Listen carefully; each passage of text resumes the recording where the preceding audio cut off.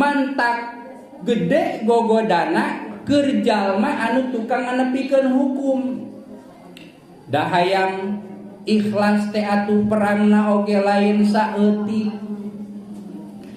Harewos digigirnya, nu ngaharewos teh naon nafsunya, sanes berarti ngaharewos jalma. Ieu maneh teh ayeuna teh contoh ieu supaya kahartinya. Ayeuna teh bagian show teh naon teh? Bagian tampil hareupeun ibu-ibu. Sing alus sorban teh atunya, sing gaya istrika heula supaya naon? Supaya katinggalina teh gagah, ceuk bisikan ti gigir. Maneh teh da bagian tampil cik atuh sakalian tampil mah baju teh sing katompona teh hade. Tuluy we abdi teh pas asup ka dieu teh. Ibu-ibu nempukeun sorban urang. Gege urang. Tadi keseutik omikeun. Baju dikeseutik dikes omikeun. Dengan niat hoyong katingali. Hayang katingali rapi. Beureun si ibu itu melong wae buat teuing kagum ka urang euy bajuna rapi. Contohnya dari abi mah kurang peduli karena baju teh nya. Tah, eta teh kan gogoda, ibu oge sami bade ngaos teh. Make acuh nu mana ya poe ayeuna dipilihannya. Gak ada baju, hubungan salomari oge ya. Asal gitu asal. Keun ya, da ngaranna ge awewe perhiasan ari awewe teh disandingkeun anake kudu jeung nu aralus. Ieu mah geus Jumat kamari. Ieu mah geus bisa dipake bulanan, nu ieu mah geus. Nah, kan terkadang gitunya ari istri mah. Nah, kenging milihan acuk mun bade ngaos. Kenging nu teu kenging mah pas acuk tos diangge, urang ditinggalikeun gitu. Gaya ieu urang. Kerudung lagi nu terbaru makanya ieu ya, kakara loncing kamari. Tah, nu teu kenging mah gaduh emutan. Eta nah anapun masalah ngangge mah bebas, berarti ieu pagawean naon ieu? Pagawean hate nya. Teu berarti kieu si itu make ceuk ibu hiji deui tanya. Si itu mah hayang kapuji jigana make baju teh mane kitu. Belum tentu da eta mah masalah hate. Buat teuing hayang kapuji keneh nu make baju butut, buat teuing nya. Urang marek sederhana biar kelihatan sederhana rek make gedupang bututna abi ku batur disebut naon heuh? Sederhana disebut tawado. Goreng keneh nu kitu naon nu gorengna? Hatena. Jadi kendalikeun hatena, hate urang. Asalkeun ulah hayang kapuji, hayang anu araraneh gitu tah. Tinggal kendalikeun eta na. Anapun ngangge nu alus, nu butut, anu ngoncrang, anu cerah, eta mah hak urang. Nu penting hate urang lempengkeun. Makana di dieu aya bahasa pali alimin padlun ala man ya'budu. Jalma alim nu tukang ngawuru, anu pinter, anu loba kanyahona, mun jaman ayeuna mah ulama lah ngaranna teh. Eta teh leuwih utama daripada tukang ibadah. Da ari tukang ibadah mah ngaduk-duk ibadah keur saha keur manehna sorangan, tapi alim anu boga ilmu, anu loba ilmuna bari diamalkeun ku manehna jeung kabatur ditepikeun, jelas we leuwih unggul ge sabab potensi menang pahalana leuwih gede, leuwih agungnya. Hiji tina pahala manehna sorangan, kadua tina pahala ngadugikeun hukum kabatur, otomatis ti masing-masing anu ngupingkeun tuluy ngamalkeun kenging persenan. Mun cara ayeuna mah naon dina bisnis mah MLM, terang MLM multi level marketing terang rese. Awas we.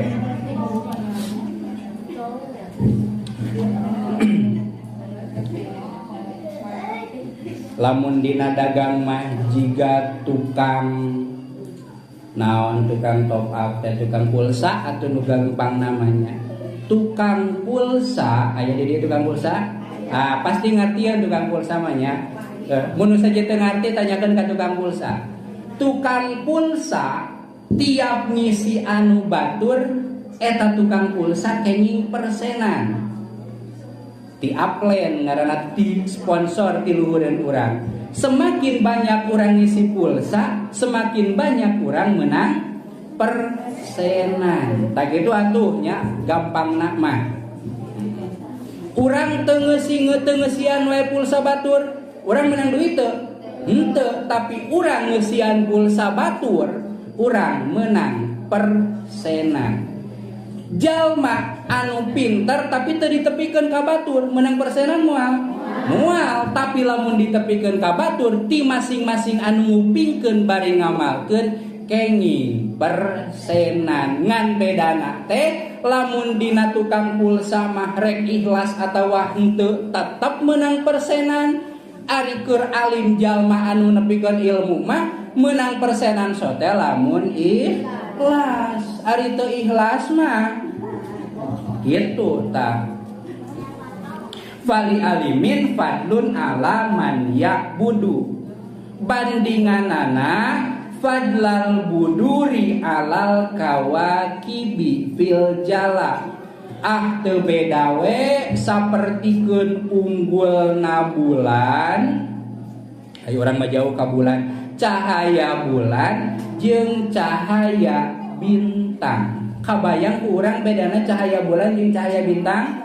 Kabayangnya sanajan mungkin dina bukti nama gede keneh naon bintangan jauh ya, lamun cek nusok sakola mah dari orang mah nepi ka SR baheula nya. Geus teh dieu lamun ti bumi ningali bulan jeung bintang teh gede mana? Gede bulan. Tah ngunggulanana jalma anu boga ilmu atawa alim jeung tukang ibadah teh sarua bandinganana jiga bulan ngabandingan bintang. Berarti gede keneh naon ieu? Gede keneh bulan secara kasat mata. Ari bintang leutiknya, kacirina leutik nyas-nyasaning. Kajaba bintang timur sok rada gede teh. Kitu ngunggulanana teh. Nah make kitu make ngunggulan cek tadi alim jalma nu boga ilmu mah da menang bonus ti saeung tinu diwurukna.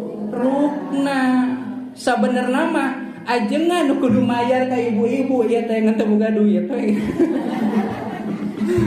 Lamun hitung-hitungan mah kuduna, lamun hitung-hitungan ya ajengan anu ngawuruk nu kudu mayar kanu diwuruk sabab bakal menang persenan amal. Ieu mah persenan amal menang, duit oge menang. Untung pisan tanya jadi ajengan mata. Untung jadi ajengan untung. Tapi siap lamun ibu-ibu jadi ustadzah. Intina mah kieu nya bade jadi naon-naon wae oge usahakeun hiji sing syukur, dua lamun boga pagawean niatan sing alus ya.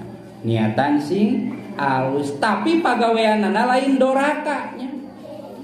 Urang mah rek ngalacengek ngan rek diniatan ngaji tuh bisa gitu mah ya. Maksud diniatan alus teh pagaweanana minimal menang dipigawe, menang dipigawe ulah anu haram. Urang mah arek ngalacau ngan rek diniatan ngaji teu bisa eta mah nya. Nu diniatan alus teh lamun teh mah pagaweanana oge alus lain anu sok dicara. Kitu intina mah.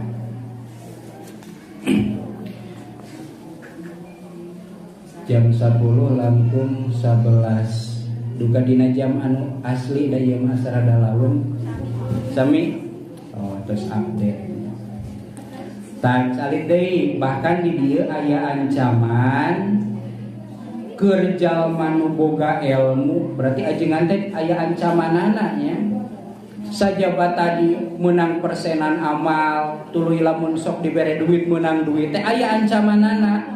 Fa'alimun bi ilmihi lam ya'laman mu'azzabun min qabli ubadil wasan. Jalma anu seueur katungkul atawa jalma anu loba ilmuna tapi manehna tara ngamalkeun ngan kabatur we hungkul lamun urang mah jiga ilmu naon ilmu lilin ya atau ilmu ajuk teh naon tan kitunya ari batur dicaangan ari urang poe tapi leuheung nya eta oge mere manfaat ka batur tapi tetep alimun bi ilmihi lam ya'laman jalma anu ngarti tapi teu ngamalkeun kana ilmuna eta teh mu'azzabun bakal pangheulana disiksa min qabli ubadil wasan bahkan leuwih ti heula disiksana daripada jalma nu sok nyembah kana patung. Berarti kumaha artina? Lamun teh mah alus lamun teh mah jalma anu nyembah kana patung diitungna butut maka jalma nu boga ilmu tapi teu ngamalkeun kana ilmuna teu diamalkeun ku diri atawa ka batur eta teh leuwih goreng nya dina pada naonana dina pada dicaramna dina pada gorengna nepikakeun di dieu diancam disiksana teh samemeh jalma anu tukang nyembah patung.